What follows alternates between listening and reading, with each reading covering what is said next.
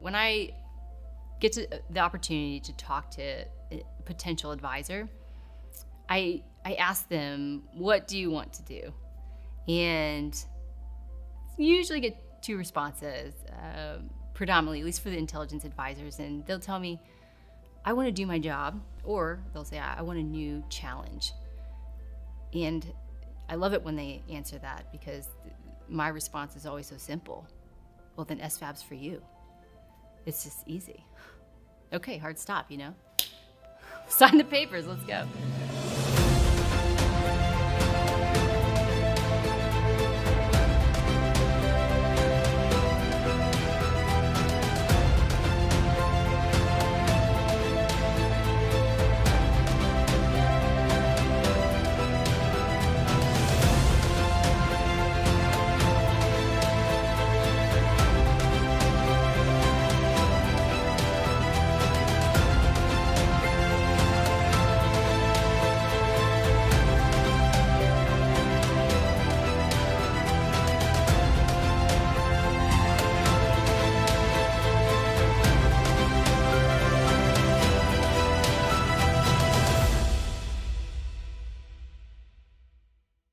The command was stood up to be the Title X managing headquarters for all of the brigades.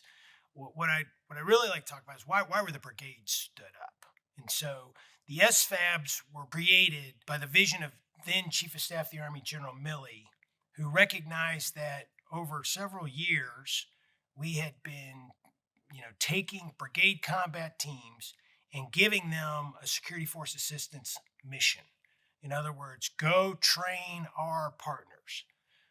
We'd done it with vigor in Afghanistan and Iraq, but it was very expensive to take this brigade combat team that's designed to go fight wars, rip out the leadership, the NCOs and the officers, because that's really who you need to do this mission. You need a cadre of folks.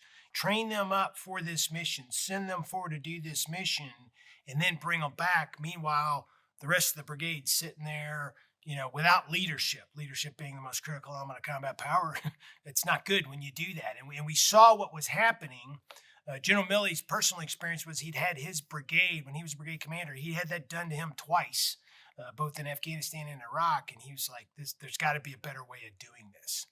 And the Security Force Assistance mission is not new to the Army. We've been doing this, since we were created. So it wasn't like after Afghanistan and Iraq were gone, we were going to stop doing security force assistance. So he said we need to build a purpose-built force to do this mission. We need to professionalize how we go about doing it. And that will enable us to have good doctrine, good training pipeline, and create folks that can focus on this mission set, essentially protecting the brigade combat teams and allowing them to focus on their core tasks, large-scale combat operations. The timing of this couldn't have been better either, because this is as we are drawing down in Afghanistan, as we'd already drawn down significantly in Iraq, and we're still dealing with the ISIS threat, but our commitments in the theater were much smaller than they had historically been. And the Army was also transitioning to a focus on the pacing threat and the acute threat, and that required us to spend a lot more time on large-scale combat operations. That's how we got SFABs. The real return on investment, and we've done the math with Forces Command, the Security Force Assistance Command, which is about the size of a brigade combat team when you add in all the advisor brigades and staff and everything, that one brigade size formation gives back 9 brigade combat teams to the Army in a 3-year period. That's an incredible return on investment. I think General Milley had a vision. It was focused on, dealing with the problem that we were having with advising in Afghanistan. But the longer term vision is, let's professionalize this security force assistance enterprise, because that mission doesn't go away. We're not in Afghanistan anymore, but the demand signal for advisors is insatiable, because security force assistance, which is an element of security cooperation, is a core mission within the national defense strategy. Originally, when they were stood up, they wanted to go with this kind of pea green beret, which, as you know, Green Berets represent special forces. And so there was a lot of turmoil in the SF community. And ultimately, they said, well, we can't go tan beret because the Rangers wear that. Can't go black because everybody wears that. So let's go with a brown beret. So now brown beret signifies getting down dirty and muddy in the mud with our foreign partners. So an SFAB has many missions, but the main mission is to partner with foreign security forces, so foreign militaries, to build capacity and relationships that will benefit in the future. We have a competition mission, which is we will go out to a country in support of a combatant command, and we will either build capacity, which is a specific authority, or we will train them, which is under exercise authority, or we also do operations with peacekeeping through Department of State funding, and the goal is to train our partners to build connections. We also have a crisis mission. If a crisis kicks off in a country and the SFAB is there, our job is to assist our partners in absorbing the first blow of the crisis in order to allow the world community to come together to figure out how they're going to proceed. If we're not in the country, we're also an option to go there to do exactly what I just said with that partner. If it comes to combat, we also have a role there too, either helping our partner generate forces for the fight or fighting alongside our partner and bringing U.S. capabilities to bear in support of our national objectives. The difference between, when it comes to challenges between a conventional brigade and an SFAB brigade, first would be that we are a recruited organization. We're a volunteer organization. And so we have to reach out across the Army and find, one, individuals that are willing to serve, and two, the individuals that meet the criteria and are the right person to serve in that capacity. There are a lot of great soldiers, and maybe they're just not interested in advising, or that's not their specialty in passing knowledge to somebody. So I think that's the first thing that's different. The second thing that is different between a conventional force and an SFAB force is the lack of the entire organization moving in the same direction at the same time. A traditional Army brigade combat team, the entire brigade is usually on the same rearm cycle. In an SFAB, we're operating really in 3 cycles simultaneously every single day, with one portion of our force currently employed with our partner, one that is in its collective training, preparing for employment, and the third that has just recently returned home and is beginning its individual training pipeline to prepare. So there are a lot of similarities and differences between the SFABs and Special Forces. First, we train conventional partner forces. We do not train special operations partner forces. That is the realm of SOF, Special Operations Forces.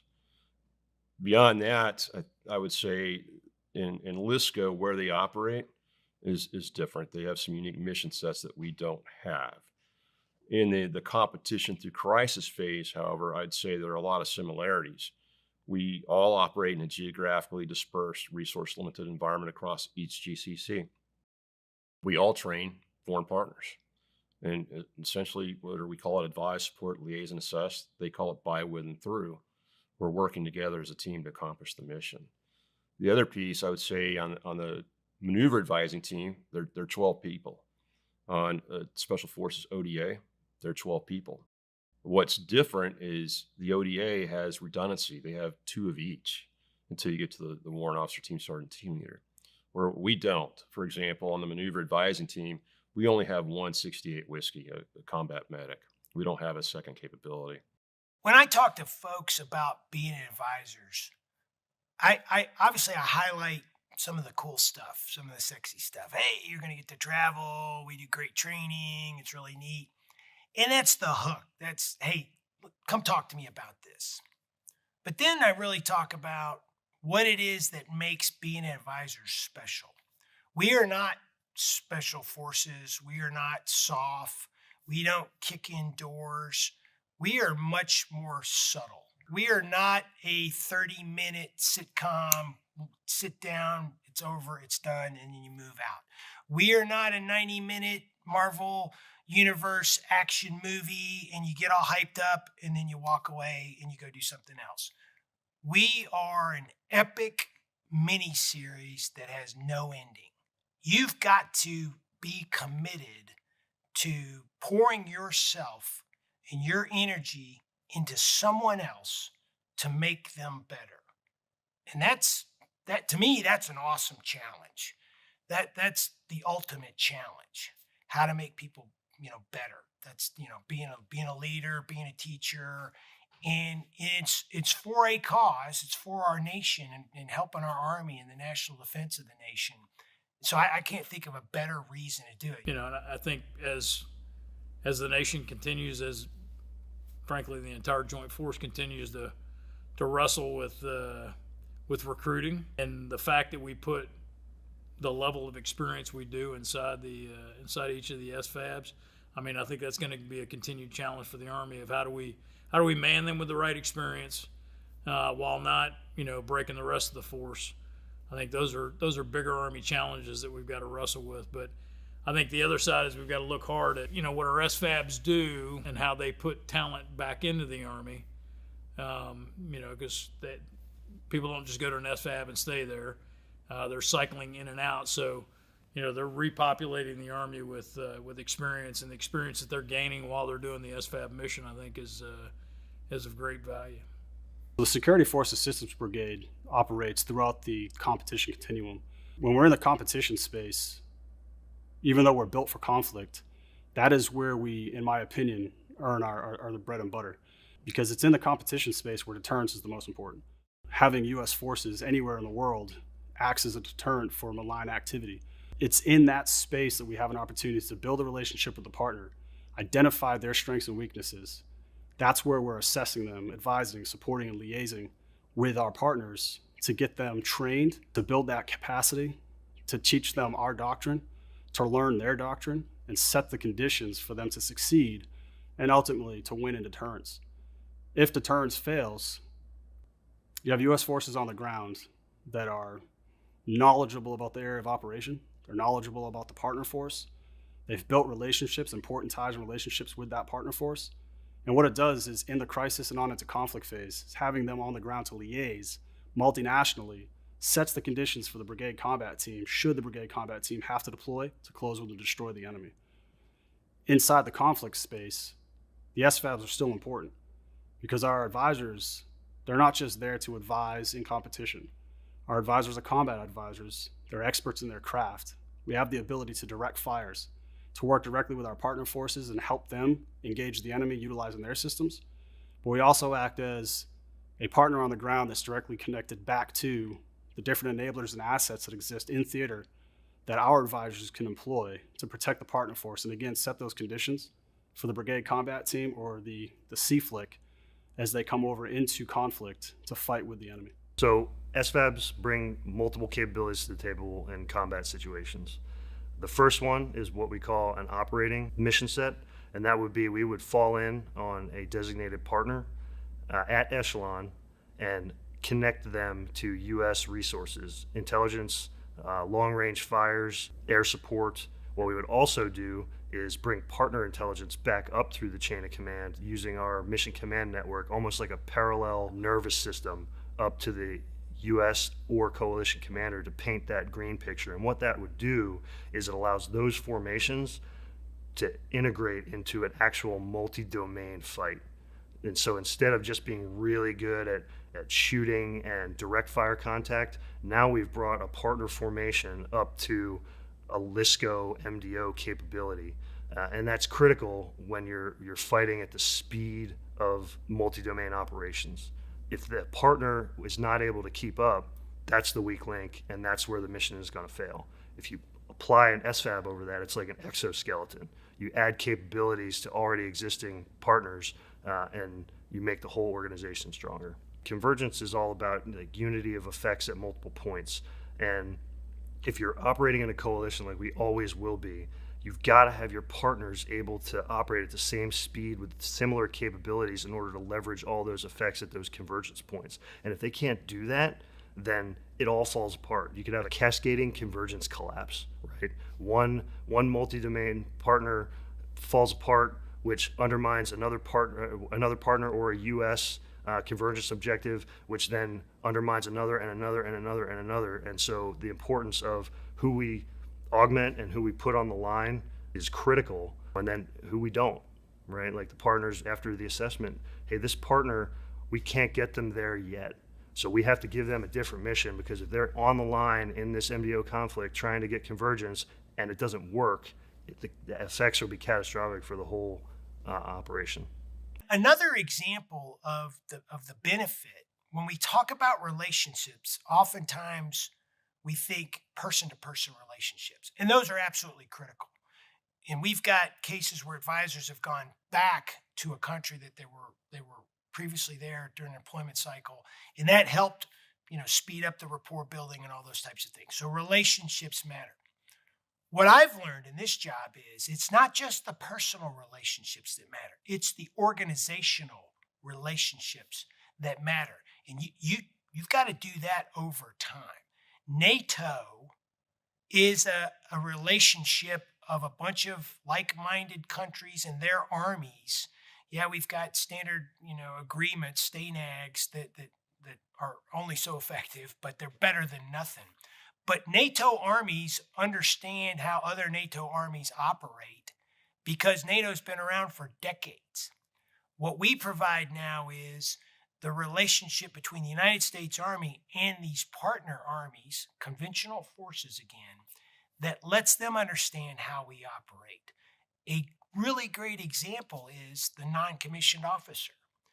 We talk all the time about how the non-commissioned officers are the backbone of the United States Army and absolutely critical to our success, and have been since George Washington and Steuben at Valley Forge.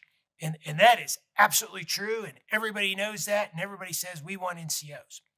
But that's a cultural thing, and that's something that an Army has got to buy into, and they've got to understand. And you don't build an NCO Corps overnight.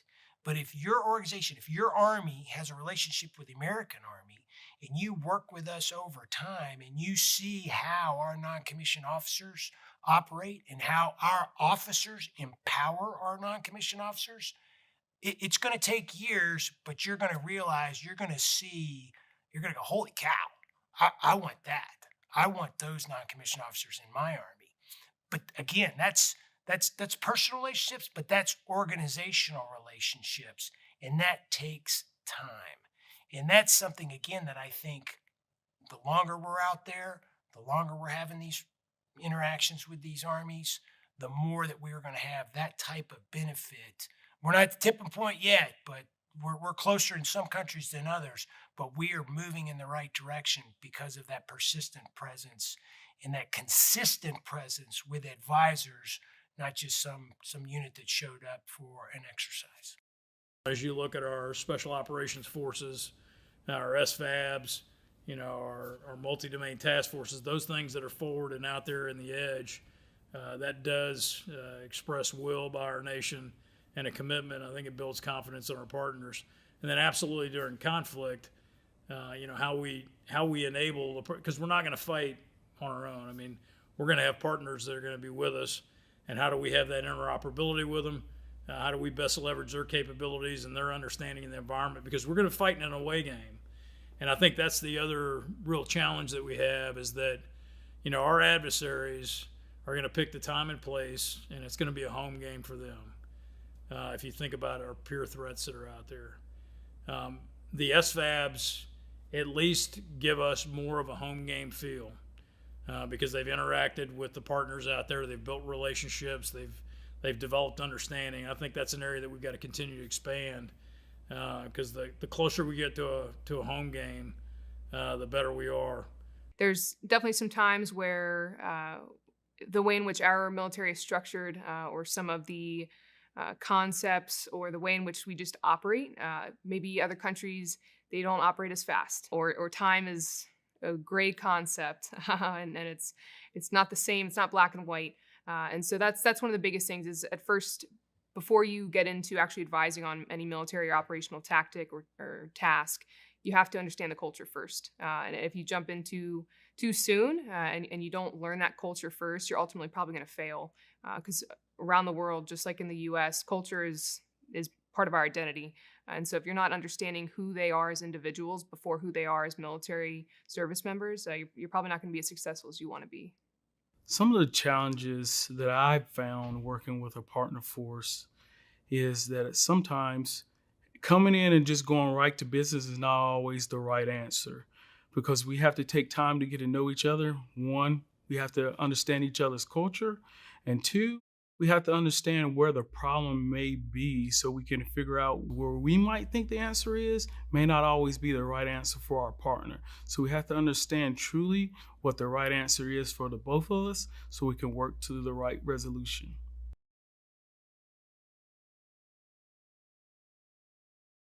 So a good SFAC advisor, the characteristics that I would kind of say is common to all. One is intellectual curiosity. You have to understand there's multiple ways of doing things, and there's plenty of aspects to every problem. So, you need to be curious. You always have a growth mindset. Empathy, being able to see, a position from another person's stance. Discipline. You have to have initiative and be willing to, in the absence of clear, concise orders, understand what the commander's intent is, and then go forth to best position the U.S. The characteristics of a good SFAB advisor. We have multiple attributes inside of the SFAB that identify what an advisor is. The most important one that I've seen is maturity. An advisor has to be able to deploy with a small team to a country, and they may be the only U.S. service member, uniform-wearing service member in that country. But they have to have the maturity to do the right thing when no one is looking, and have the integrity to staying along with the Army values, as well as being mature enough to operate independently in that country, advising a foreign security force who their partner may significantly outrank them, and be mature enough to be the partner that they need in the location and the time that they need. The rearm cycle for the SFABs has been a 6-month cycle. What we've realized is because there's so many training requirements to get an SFAB LISCO ready out the door for competition, that the 6-month cycle is just too short.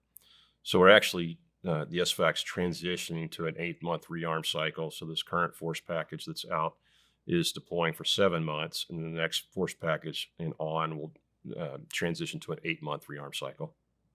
With regards to the 888 model, we have our first phase, which doesn't change. The length is the only thing that changes, which is the foundational training phase, where we welcome in the advisors to the units, to the brigades, and they go through the warrior task and battle drills, communication training, medical training, advisor training, and all the things that they're going to need to do as a foundation to where we're aligned across all 6 SFABs.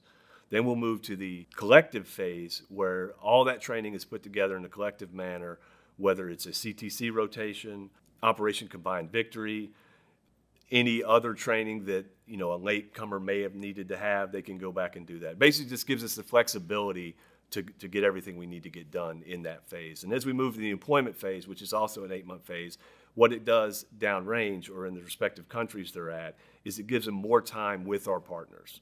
So there's more time to build trust. There's more time to train up what our partners need. So first few days stepping off the plane, it's always different. So already been deployed to Afghanistan and Iraq. I've been deployed, but being deployed as an advisor is a different experience. There is threats. There is always threats to American military, but it's always a difference when you deploy as an advisor, because you always have allies that are looking to meet you, and they always want to show you and welcome you in with open arms. So the first thing they always want to do is, oftentimes they want to feed you with abundance of food. And oftentimes, if you haven't been deployed or your stomach's not ready, you have the ability to get your body ready for a couple days.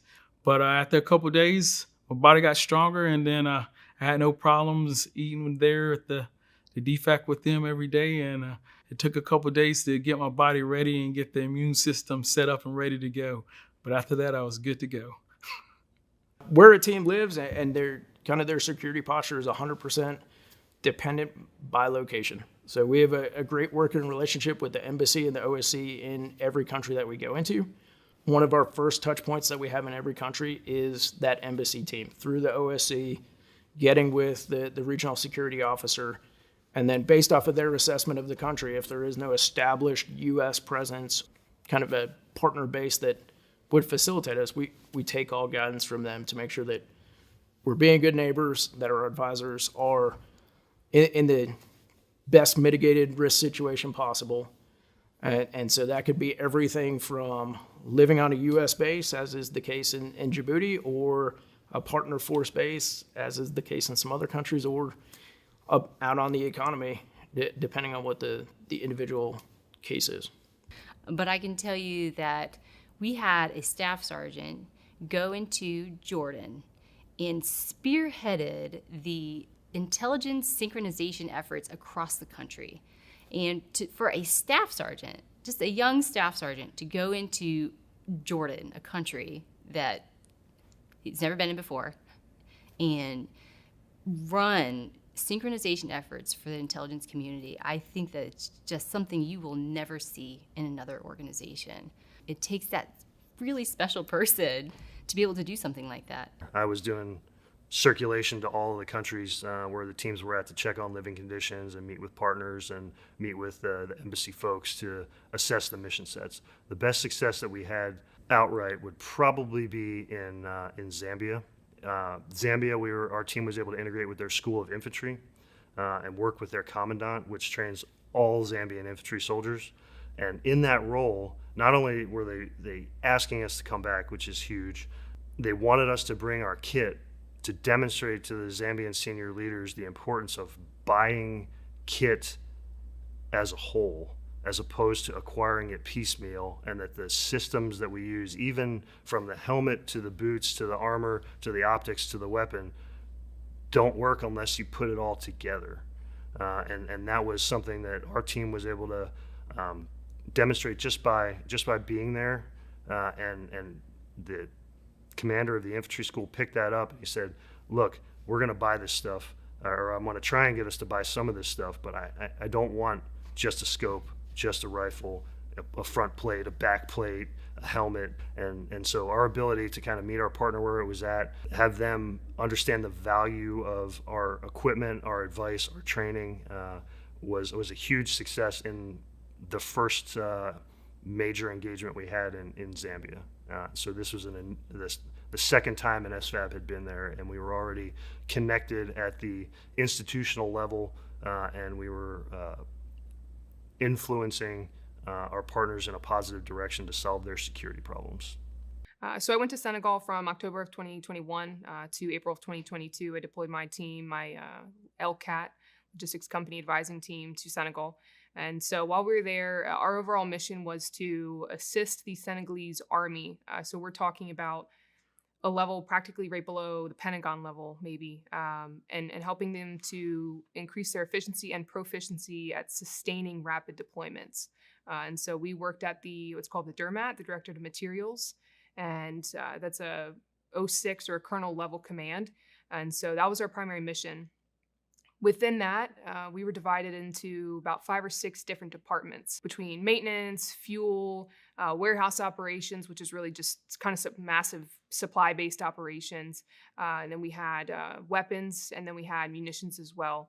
And so I would say one of the most successful times or tasks that we had was actually preparing them for real-world rapid deployment.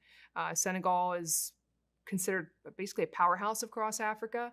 And so not just helping them train to think about the what if, but be able to help them train and actually sustain the rapid deployment of their army across a border into a different country, and just seeing them being able to operate. And this was probably about 3 or 4 months into our rotation. So seeing that happen effectively and proficiently was definitely rewarding.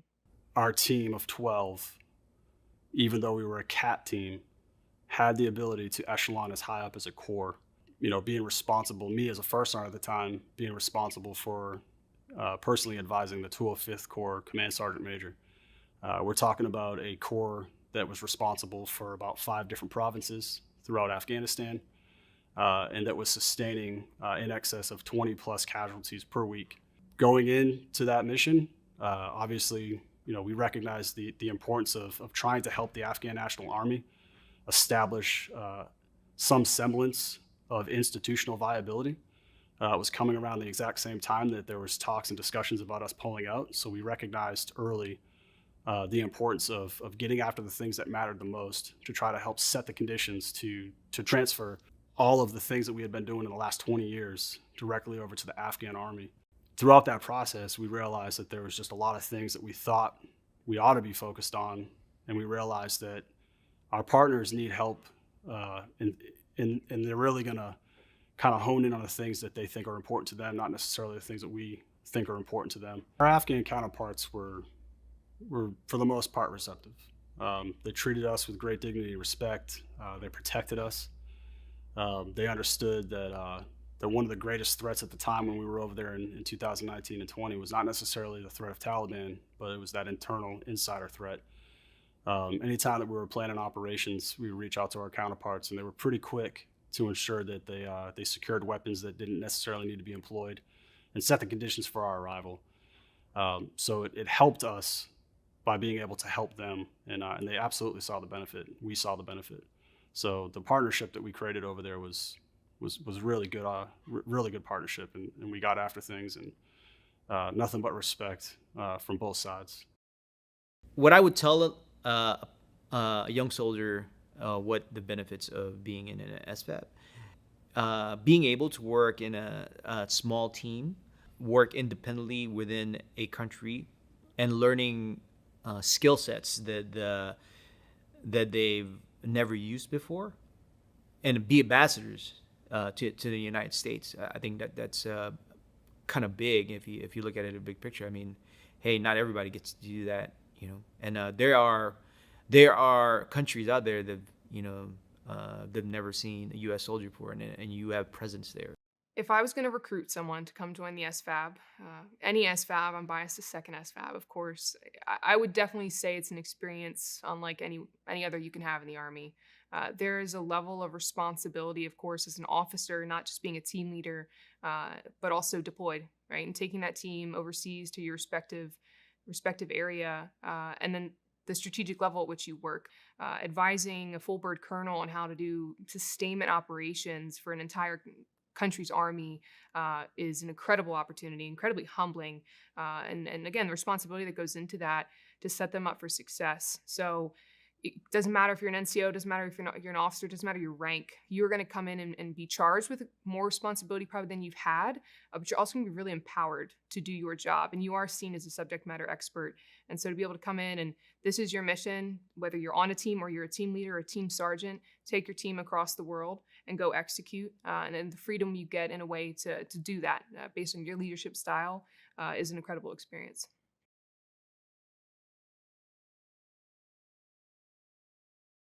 The biggest external challenges that I think the SFABs face are that we're always in the spotlight. Where a good analogy I would like to use is, a soldier in a FORSCOM unit does something that probably they're not supposed to, and it's not a good thing, but there's processes and procedures that we go through with the Uniform Code of Military Justice to make sure that's right. I think one of the problems that we face is that it's amplified with us in where that unfortunate occurrence might take place. So I tell my advisors, look, you're not only representing 1st Battalion, 1st SFAB, you're representing our entire country when something goes wrong, that probably shouldn't happen.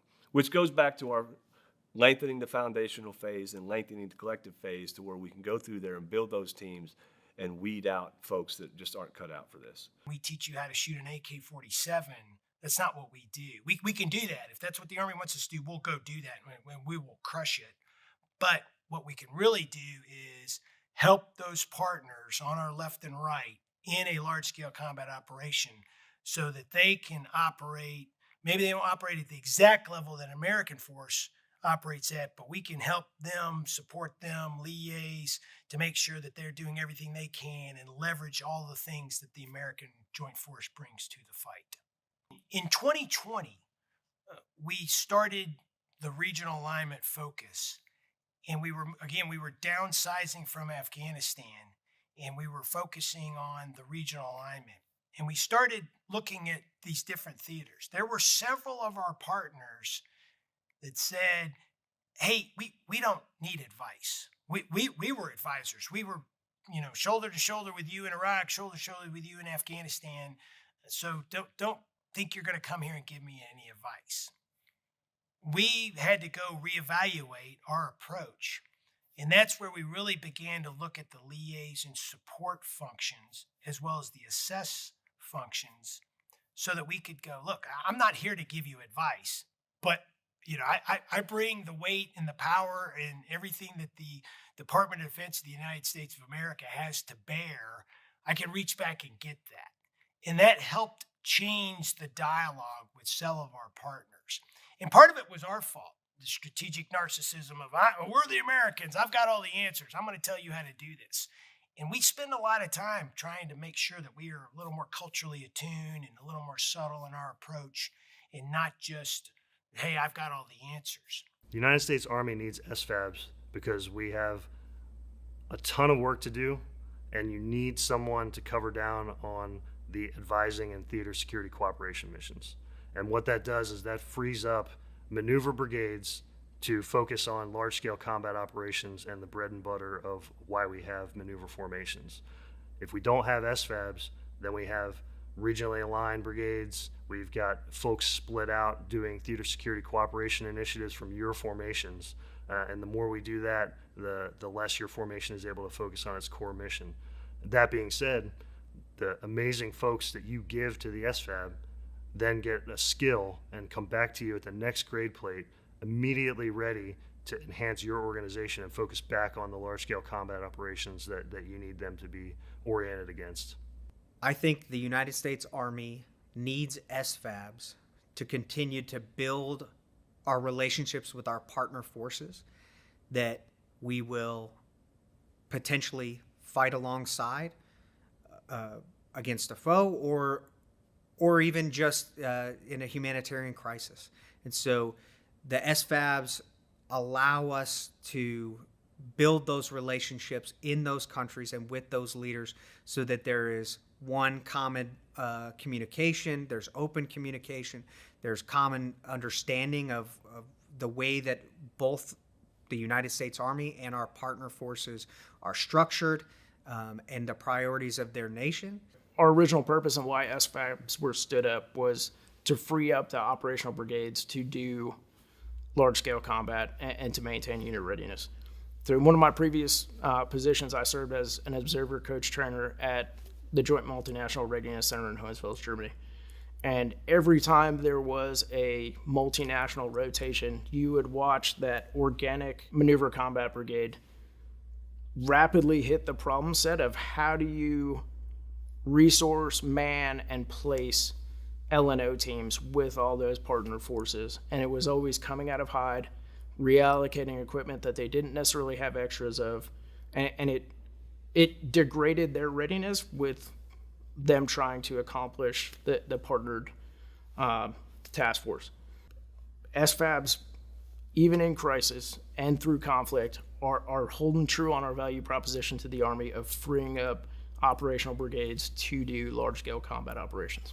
I think the thing that you should know about SFABs is the product that we give back to the United States Army. Across the force, there are people that are maybe not the biggest SFAB fans, and the reason for it is because we are bringing in talented soldiers from their organization to serve in ours. But what they should know is that the training and the things that they're exposed to in an SFAB is there to benefit the Army in general in the future. We're going to expose a staff sergeant or a sergeant first class to operating 2 levels higher than they're normally going to be operating.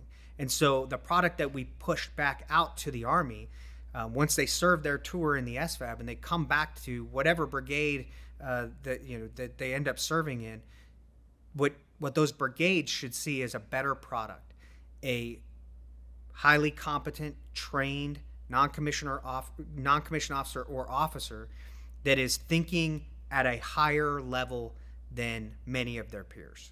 When the SFABs were stood up, it freed all these organizations to train and employ organically, to maintain that readiness or to generate more readiness. So that's the number one reason why the Army needs SFABs. A long-term benefit of SFABs is the institutional and personal relationships that come with advisors being forward in these countries, working with up-and-coming leaders of foreign militaries. Because you go 10, 15 years down the road, the staff sergeant from Partner Force Military X is going to be a senior enlisted leader, or the captain is going to be a senior colonel or a general, and there's going to be that personal connection, that exposure to Americans that you may or may not buy down some of the misperceptions. And at some point we'll say, hey, what have you all done here? Because they're there for 6 months. You know, they have weekends. Those countries have holidays, and so they get time off. And we go, what have you done in this country that you never thought you'd be able to do? And they're like, oh my gosh, sir, you got to see this. And they pull out their phones and they start showing us pictures of where the team went and hiked the highest mountain peak in North Africa, or went to some historic location in Europe that they never dreamed that they would be able to do. And that's the kind of story that I tell, so that people know we work hard, very demanding. I tell folks, if you don't, if you're a homebody and you don't want to spend 6 to 8 months away from your family, then, hey, don't come to the advisors, because that's what we do. But if you want to see the world, if you want to go do exciting things, and you want to serve your country and really help make other people better, hey, we probably got a job for you. And here's my card. And call this number, and we'll get you an opportunity to go to assessment selection.